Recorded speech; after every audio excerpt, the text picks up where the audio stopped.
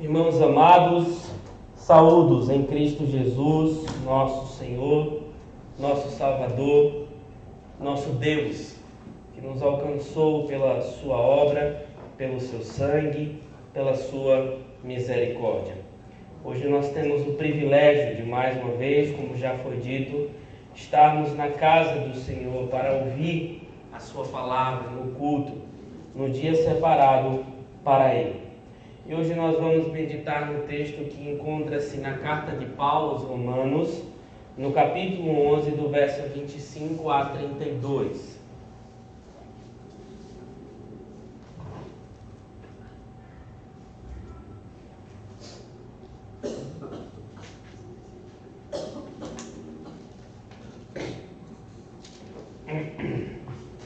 Carta de Paulo aos Romanos, no capítulo 11, do verso 25 a 32.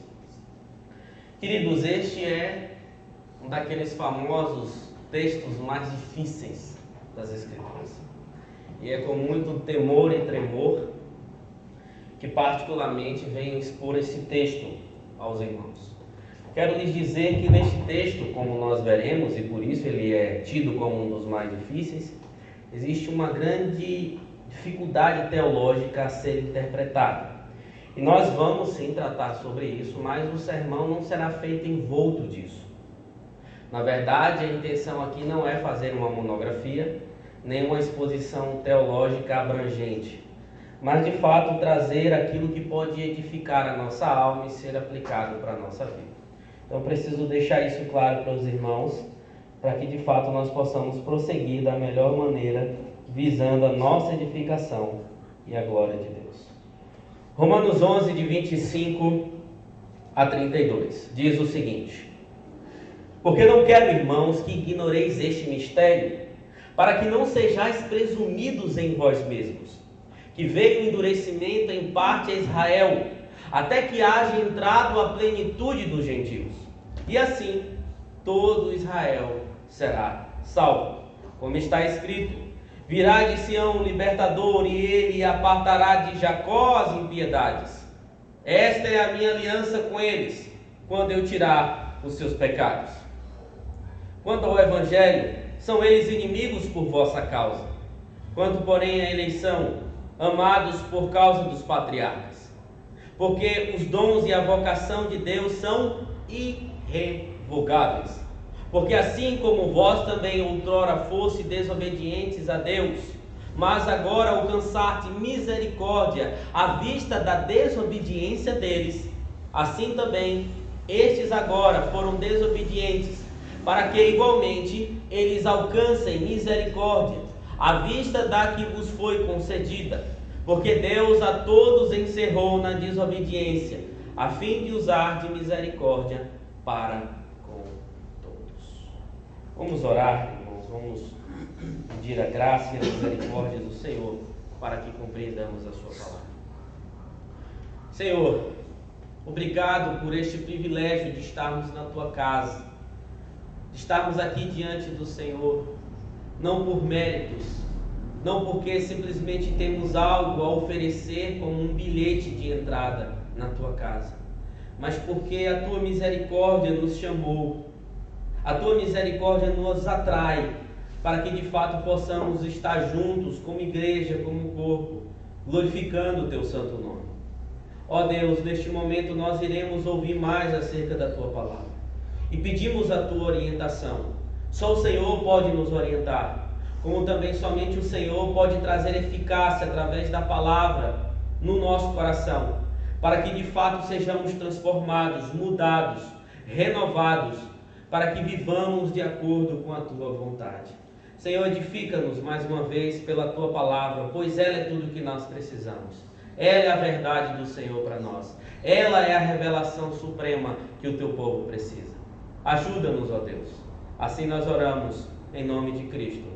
Amém. Amém. Queridos, no dia 8 de setembro de 2022, faleceu a rainha Elizabeth II, que reinou no Reino Unido por 70 anos. E quem a substituiu como sucessor ao trono foi o seu filho, que agora é conhecido como Rei Charles III. E isso acontece, queridos, porque existe uma vocação para aqueles que são descendentes da realeza, de que eles devem assumir o seu lugar de responsabilidade e direito, que lhes foi legado pelos antepassados, e que devem perdurar até as inúmeras gerações futuras. Charles III está assumindo um lugar de direito, e os seus descendentes um dia também assumirão. E isso é praticamente irrevogável. Irmãos, essa história, esse fato, este acontecimento, nos faz lembrar que o povo de Deus também tem uma vocação. Uma vocação que não pode ser revogada de maneira nenhuma. Que é a vocação de sermos, pela sua misericórdia, coparticipantes do seu reino eterno. Não como pessoas que são colocadas para reinar, mas como súditos que também são filhos e que terão o privilégio de reinar eternamente juntamente com Cristo Jesus. Deus tem uma promessa, Deus tem um chamado, Deus tem algo irrevogável para o seu povo. E é basicamente isso que Paulo também irá nos ensinar no texto que nós acabamos de ler. Deus tem promessas, promessas que são irrevogáveis para o seu povo. E é sobre isso que nós também iremos meditar nessa noite. Irmãos, no texto que nós acabamos de ler, Paulo ainda está respondendo a um questionamento que surgiu após ele ensinar que os judeus não eram tão especiais como eles pensavam diante do próprio Deus. Que eles, pelo fato de serem Israel, não estavam certos da sua salvação. Pelo contrário, que de fato a maioria deles estava caminhando contra o que Deus requeria daqueles que eram verdadeiramente participantes do seu povo. E qual seria essa pergunta? De fato, Deus abandonou ou então rejeitou Israel para sempre? E Paulo, principalmente aqui no capítulo 11, ele está argumentando que a rejeição de Deus para com Israel, ela não é total. Por quê? Porque apesar de Israel ter pecado, apesar de Israel ter se afastado dos caminhos do Senhor, Deus sempre tem o seu remanescente. Aquele que Ele salva, aqueles que Ele chama, aqueles que Ele preserva para que vivam de fato para a glória do seu santo nome. Foi assim no passado, lembre-se do exemplo de Elias que nós demos, que Paulo dá aqui. Foi também no tempo em que Paulo escreve a carta aos Romanos. Foi também, é também nos dias de hoje, será também em todo o futuro até que o Senhor venha. O Senhor sempre terá o seu remanescente em Israel. E Paulo também nos diz aqui também no capítulo 11 que a rejeição não é final. Foi o que nós vimos na semana passada. A rejeição não é total, mas ela também não é final. Apesar de nós vemos que Deus, Ele tirou o povo que era da oliveira perfeita. Ele tirou esses ramos que cresceram na incredulidade para enxertar a oliveira bruta que são os gentios. Deus ainda pode reenxertá-los, salvá-los pela sua misericórdia. Deus pode ir da rejeição à regeneração para a glória dele. Agora, irmãos, no texto que nós acabamos de ler, Paulo revela que Deus com certeza vocacionou muitos em Israel. E essa vocação especial é uma vocação irrevogável. E é por isso, queridos, que nós, então, diante do que Paulo está dizendo, que queremos meditar, nós teremos como tema principal dessa mensagem a irrevogável vocação de Deus. A irrevogável vocação de Deus. E nós vamos ver que é essa irrevogável vocação do Senhor para com o seu povo que salvará este povo e que também salvará este povo somente pela misericórdia. A irrevogável salvação ou vocação de Deus salvará o seu povo pela misericórdia. Queridos, veja novamente comigo aí como começa o verso de número 25. Paulo diz: porque não quero, irmãos, que ignoreis este mistério. Veja que Paulo usa aqui a palavra mistério. Nós podemos ver que essa palavra é muito utilizada por Paulo no Novo Testamento, nas suas cartas.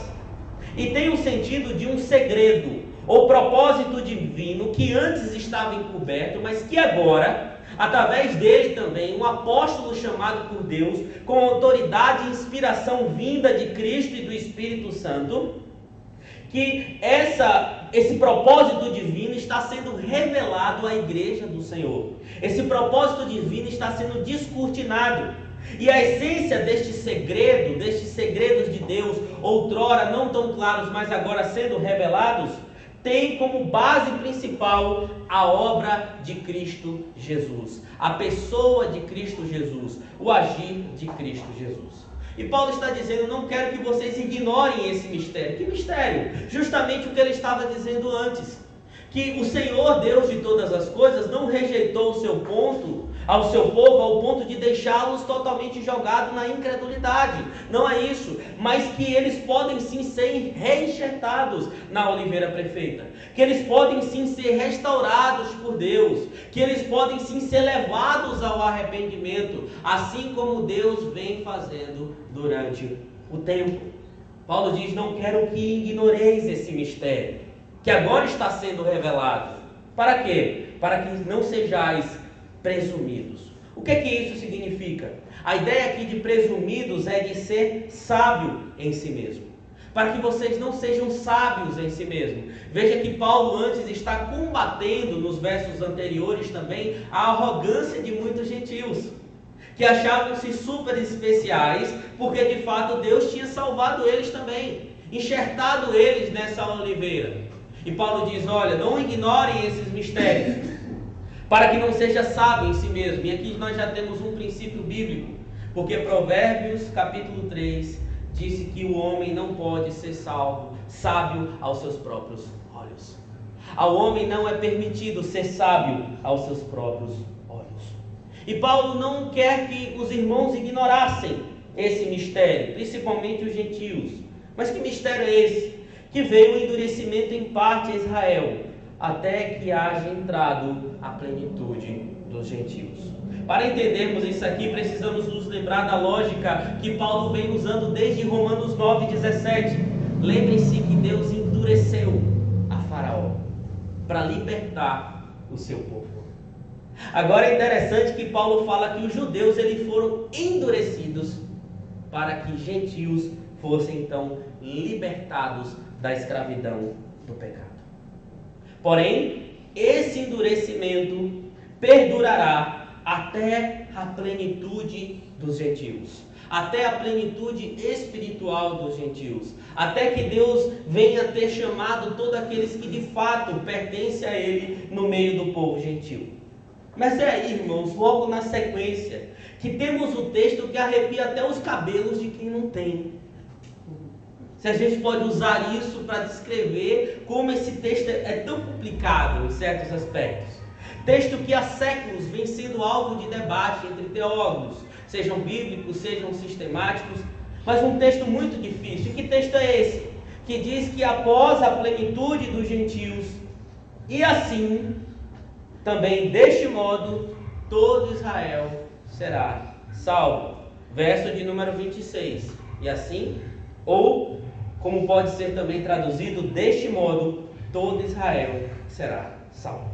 Sobre esse texto, eu quero então, queridos, apresentar a vocês as três principais interpretações que temos e, enfim, apresentar a visão que eu penso ser a mais coerente com as Escrituras até aqui.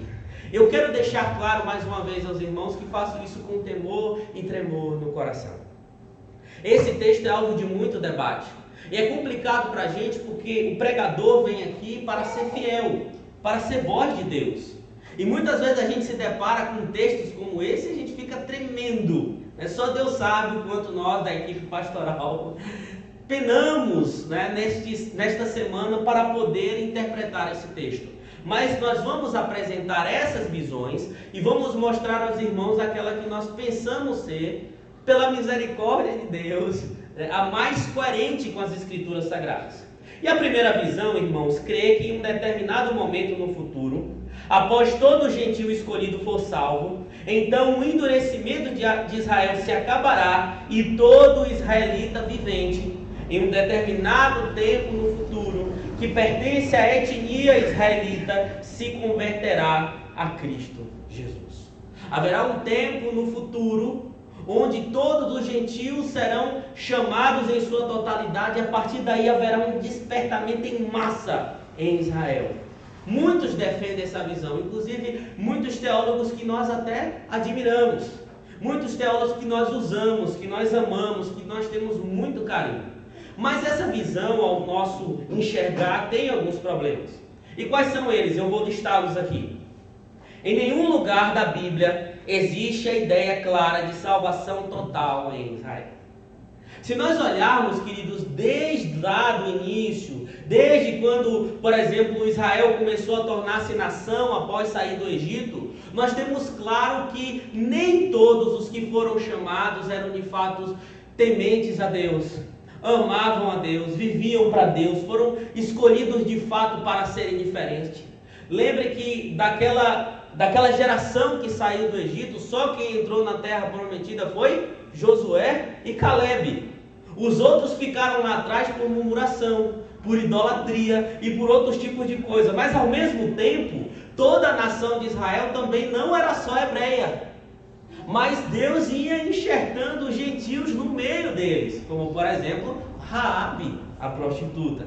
E aí na história também nós sabemos que Deus vem enxertando gentios no meio do seu povo. Então todo Israel étnico, a gente não tem uma base para dizer que isso de fato aconteceu. O próprio Paulo vai dizer aqui que Deus, durante a história de Israel, tinha um remanescente. Ou seja, nem todo Israel foi salvo. Outra coisa, aqui na carta aos Romanos, em nenhum outro momento, Paulo fala que todo Israel foi salvo. Não existe essa afirmação aqui. Pelo contrário, Paulo insiste que em Israel existe um remanescente, cujo ele mesmo era um desses que foi escolhido por Deus. Também, queridos, qual é o outro problema dessa visão? Ela se aproxima, e eu vou falar alguns termos aqui, se os irmãos não souberem, me procurem depois, tá? Da visão dispensacionalista, pré-milenista de alguns, que afirma que em um determinado tempo, os judeus se voltarão totalmente para Cristo Jesus, e aí o templo que está lá em Ezequiel será de fato refeito, reconstituído, implantado em Israel. As antigas práticas do judaísmo irão voltar à cena, o sacrifício de animais, dentre as outras coisas, e os judeus vão reinar com Cristo e a gente vai ser coparticipante apenas disso. É uma espécie de triunfalismo judaico, a volta às antigas práticas, e esse será o reino deles com Cristo. Essa visão não é clara biblicamente e a gente não pode afirmar, mas são assim que essas pessoas creem. Nessa visão também, um outro problema é que a salvação não será apenas pela fé e pela graça, como Paulo vem defendendo, que a salvação é pela fé, é pela graça, é pela misericórdia de Cristo Jesus, mas será por aspectos puramente étnicos. Aí o conselho que eu dou, se for assim mesmo, que as irmãs aqui que são solteiras procurem logo um judeu para casar, né? Que os meninos novos aí já se preparem para casar com um judeu, porque se for por etnia, você vai e já se insere no povo, porque a salvação está certa. Não faz o mínimo sentido isso, tá? Então a gente precisa observar isso também. E também, queridos, fica claro nessa perspectiva quando será a volta de Jesus, porque se de fato Cristo estiver prestes a voltar, quando houver uma conversão em massa entre os judeus, então a gente vai ficar sabendo o dia e a hora. Só que a Bíblia também não dá base para isso. O próprio Cristo diz que ele virá no seu sermão escatológico em Mateus 24, quando o Evangelho for pregado a todo mundo. E que nem mesmo ele sabe o dia e a hora de fato. Ele faz essa afirmação. Existem algumas dúvidas sobre o que ele disse, mas ele fala. Ele não dá base para o dia e a hora. E se houver essa conversão em massa para que ele venha, então a gente vai ficar sabendo. Esses são apenas alguns dos atos. Mas vamos para outra visão então. Existe uma visão que todo Israel refere-se à igreja, que é formada por judeus e gentios. E o maior defensor disso é João Calvino. Só, queridos, que apesar de entender o cuidado de Calvino, porque de fato Paulo diz que o verdadeiro Israel de Deus é a igreja do Senhor, nós vemos que a partir do capítulo 9 e principalmente no capítulo 11, ele está se referindo à etnia de fato, judeus e gentios. Então ele está fazendo essa separação. E agora eu quero apresentar aos irmãos aquela visão que nós cremos ser, claro, repetindo com muito temor e tremor no coração, a mais coerente com as Escrituras, que é a afirmação que todo Israel é o Israel espiritual, é o remanescente do Senhor que será salvo. Isso pode ser asseverado pelo contexto que está sendo dito. Paulo diz que existe um resto, um remanescente dentre os judeus, que são escolhidos segundo a graça de Cristo Jesus. Queridos, Paulo não tinha nenhuma expectativa quanto à salvação da maioria dos judeus. No capítulo 9, verso 27, ele vai falar, através do profeta Isaías, que Deus tem o seu remanescente. Aqui no capítulo 11, dos versos 13 a 15, Paulo fala que no seu ministério como apóstolo dos gentios, ele espera que alguns do seu povo, dos judeus, por meio da emulação, do ciúme, possam de fato ser salvos. Espera aí, como é que ele coloca uma ideia, um desejo que os seus compatriotas sejam salvos e agora estão dizendo que vai ser salvo? Ele está dizendo que eles vão ser salvos? Não faz muito sentido à luz do contexto. Vamos lá, outra coisa. Nós temos que entender que quando falamos que Paulo está dizendo acerca do futuro de Israel, ele não está falando de algo escatológico. Ele está falando de algo do presente que iria se desenrolando até a volta de Cristo, até o futuro em que Cristo retornar. Veja que nos versículos 30 a 32, ele usa também o agora. Ele vai dizer agora, e lembre-se que agora em Romanos refere-se a essa nova vida em Cristo, ao tempo presente. Isso deve estar claro. Outra coisa, a expressão, eu estou explicando para que os irmãos entendam de fato o texto. A expressão no início do verso 26, e assim, na verdade, na língua grega, apresenta mais uma ideia de modo. Então, uma outra possível tradução que eu creio ser a melhor é também desta maneira todo Israel será salvo. Isso equivale a dizer que os dois eventos da plenitude dos gentios com a plenitude dos judeus têm uma relação lógica. Paulo, ele fala sobre o endurecimento de uns para que outros sejam salvos. Da mesma maneira que entrará a plenitude dos gentios, haverá uma plenitude de judeus. É concomitante, é uma ideia concomitante. Outra coisa, a ideia de todo Israel era utilizado na literatura rabínica, não para se referir a todo número, mas aqueles de fato que representavam a nação. Queridos, outra coisa, claro, os textos citados por Paulo nos versos 26 e 27, que são em Isaías 59 e Jeremias 31, não estão se referindo só a Israel étnico. Eu li um comentarista que eu gosto muito, que eu uso muito, mas para mim ele deu uma forçada quando diz que esses textos falam só da salvação de Israel. Não é verdade. Por quê? E eu faço esse confronto. Porque Isaías, a partir do capítulo 50, fala da obra do servo, que salvará o mundo. E ele usa a linguagem de Israel para se referir a todo o povo de Deus, que é Cristo Jesus, que levou sobre si as nossas dores. Até o capítulo 60 é a obra do servo para a salvação do mundo, não apenas para Israel. Portanto, o que Paulo provavelmente está dizendo aqui é que todo Israel é o Israel remanescente. O que ele estava dizendo antes, o que a Bíblia dá base para a gente afirmar. Porém, queridos, o que fica claro aqui é que o Senhor salvará o seu povo. A gente deu toda essa explicação porque é necessário para os irmãos, mas o que fica claro aqui é que de tudo nós temos a certeza que o povo de Deus será salvo. E como diz os versos 28 a 29, ainda que haja certa inimizade com o Evangelho, Paulo fala aqui dos judeus por causa dos gentios, eles na verdade serão os remanescentes salvos, porque eles têm promessas de Deus, promessas que são irrevogáveis, dons que são irrevogáveis, vocação que é irrevogável por causa dos patriarcas. E aqui Paulo ainda está respondendo aquela pergunta, dizendo que não, ele não abandonou o seu povo. Existe um equívoco também, não, Deus não tem mais carinho por Israel ou pelos judeus, né? A gente deve considerá-los como gentio. Não é bem assim. Deus tem promessas para judeus e para gentios. Essa distinção tem que ficar clara, mas Deus não esqueceu da promessa que ele disse para o seu povo.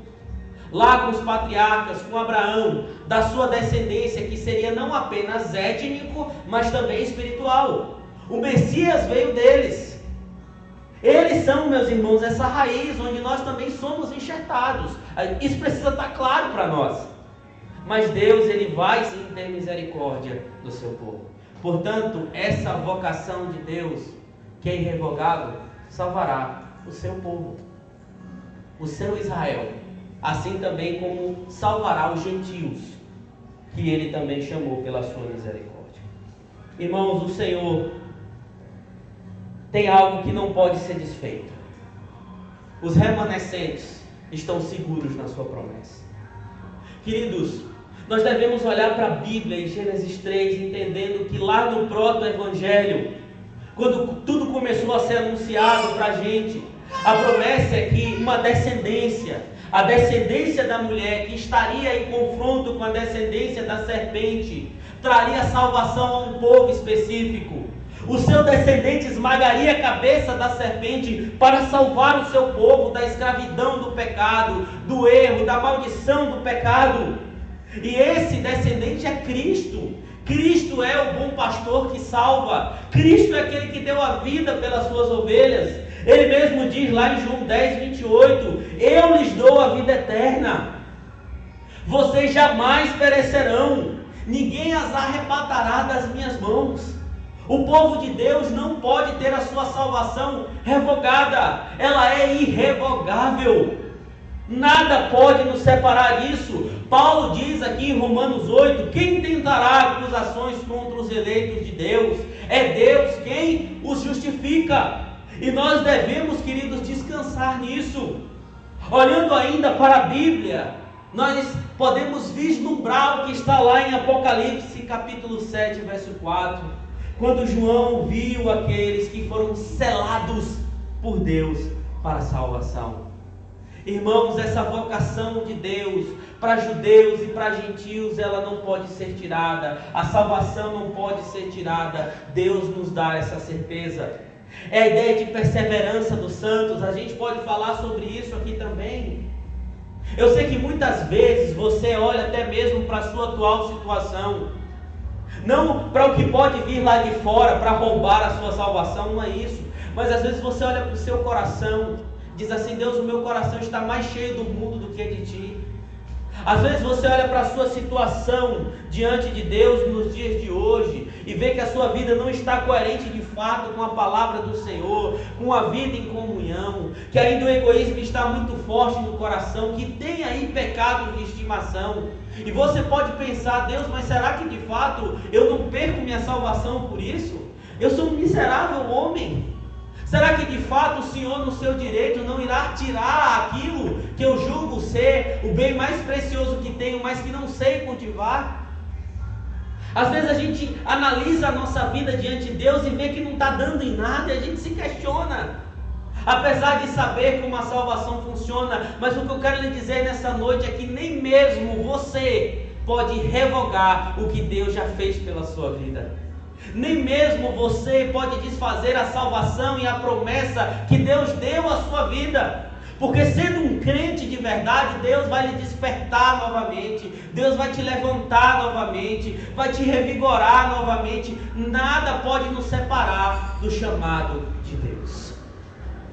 Portanto, irmãos, o que o texto mostra é a certeza.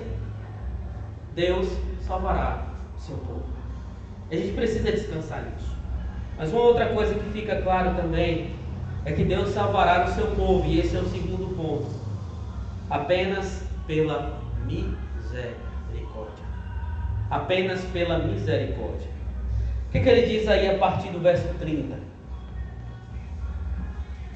Porque assim como vós também outrora fostes desobedientes a Deus, mas agora alcançaste misericórdia à vista da desobediência deles, assim também estes agora foram desobedientes, para que igualmente eles alcancem misericórdia à vista do que vos foi concedido. Creio que até aqui, irmãos, na exposição da carta de Paulo aos Romanos, já está bem claro para nós que a salvação é dada unicamente pela misericórdia de Deus. Isso está claro para nós. E dos versos 30 a 32, vemos mais um breve resumo de como Deus salva aqueles que Ele vocaciona dentre o seu povo. É justamente pela misericórdia. E quando nós falamos aqui de misericórdia, no texto que nós lemos, que diz que de fato a misericórdia alcançou os judeus, mas também que alcança gentios por essa vocação de Deus, nós precisamos nos atentar a algo interessante. Veja que, desde o início do capítulo 9, Paulo usa a palavra misericórdia, que equivale à palavra hebraica hesed, que traz a ideia de um amor leal, de um amor pactual. Veja que nós começamos o Salmo 117 e vimos lá no segundo verso que esse amor leal não se aparta de nós, que esse amor pactual não se aparta de nós. É essa palavra, é essa ideia aqui que é utilizada. E veja, irmãos, não apenas neste salmo, mas também no salmo de número 100, porque o Senhor é bom e as suas misericórdias, ou seja, o seu amor leal, pactual, dura para sempre. E outros salmos repetem, porque esse amor leal de Deus dura para sempre, mas não é simplesmente algo que Deus decide fazer na hora, não, está pautado nas suas promessas, na sua aliança, no seu chamado para o seu povo, para a sua graça. E uma outra coisa que deve ficar claro, veja aí no texto, volta aí para o texto, que diz que agora alcançar-te misericórdia. A tradução aqui não está certa. Uma melhor tradução é: agora vocês foram alcançados pela misericórdia, porque a ação verbal aqui está na forma passiva, não ativa. Não são vocês que alcançam a misericórdia, aqui está o erro, mas é a misericórdia que alcança vocês. Vocês foram alcançados por esse amor pactual, amor leal de Deus. O que Paulo está dizendo, irmãos, é que tanto gentios quanto judeus, israelitas remanescentes, ainda que tenham trilhado o caminho de desobediência, serão alcançados por esse amor pactual que não depende do homem, mas vem de Deus. É unilateral, é monergista, é pela vontade do Senhor. E ele encerra com o verso de número 32 dizendo: porque Deus a todos encerrou na desobediência, a fim de usar misericórdia para todos. Veja que existe a ideia que Deus encerrou a todos na desobediência. Aqui, irmãos, a linguagem está sendo comparada a um calabouço, no qual Deus teria encerrado todos os seres humanos, trancado, fechado, a fim de que eles tenham a possibilidade a fim de que eles não tenham possibilidade nenhuma de escape pelas próprias forças, pelos próprios méritos, a não ser por essa misericórdia, que alcança, que liberta e que transforma. Quando nós olhamos para Isaías 42, verso 7, lá está escrito que o servo do Senhor seria usado para o quê? Libertar os cativos, para libertar aqueles que estavam presos. Olha como as ideias se relacionam. O servo do Senhor viria libertar cativos do calabouço da condenação do pecado. E é isso que Paulo está ensinando aqui. E quando diz que Deus encerrou, queridos, a desobediência para com todos, nós não devemos entender como todos os seres humanos, como todos os homens, porque o contexto de Romanos também não dá base para isso. Mas todos aqueles que Deus chamou pela sua graça, vocacionou, que não pode ser revogado entre judeus e gentios. Irmão, Salmo 25:10 diz que todas as veredas do Senhor são misericórdia e verdade para os que guardam a sua aliança e os seus testemunhos. Queridos, como isso é precioso, e às vezes isso nos deixa perplexos. Charles Spurgeon disse certa vez que a própria grandeza da misericórdia de Deus é o que às vezes nos deixa perplexos, Porque quando a gente para analisar a nossa situação diante de Deus, por que nós deveríamos ser salvos? Por que nós deveríamos ser chamados e cuidados com tanto amor? Por que Deus tinha que se fazer homem e dar a própria vida numa cruz, ser morto, cuspido, ultrajado, renegado por minha causa e pela sua? Você já parou para pensar nisso? O que a gente tem para merecer isso? O que a gente deu a Deus para merecer isso? E quando a gente pensa nisso, você fica perplexo. Imagine aí se alguém bater na sua porta: eu falando de tal, tudo bom?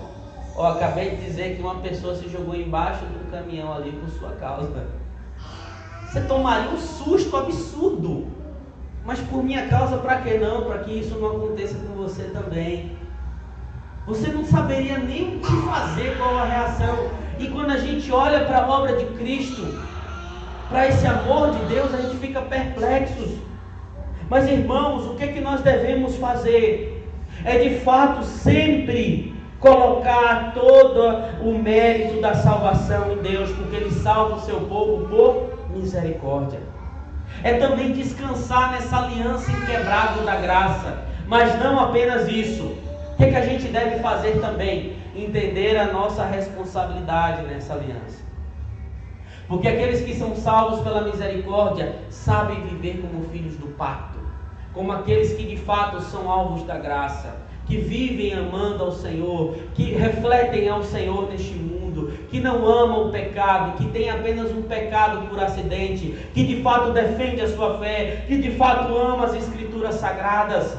Sim, a gente fica perplexo, mas esse presente nos foi dado. E agora o que fazer? Glorifique ao Senhor, louve ao Senhor. A gente começou o culto falando que nós estamos aqui para louvar o nosso Deus.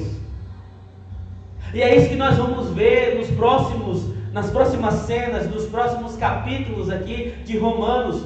Quando lá no Antigo Testamento se via grandes obras de Deus, o que é que o povo fazia? Louvava, agradecia, engrandecia. E é isso que nós devemos fazer. Engrandeça o seu Deus, louve ao seu Deus e descanse. O seu chamado é irrevogável. Já estou encerrando essa mensagem. Mas nós falamos que o mundo teve essa perda. A rainha Elizabeth, querida por muitos, alguns até chamavam-na de Betinha, né? Carinhosamente nas redes sociais. Mas ela teve uma sucessão que é irrevogável, algo que foi legado, algo que dificilmente pode ser tirado.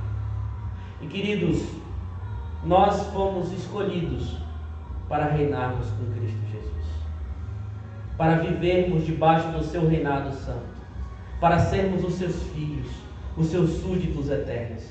Ninguém pode tirar isso de nós.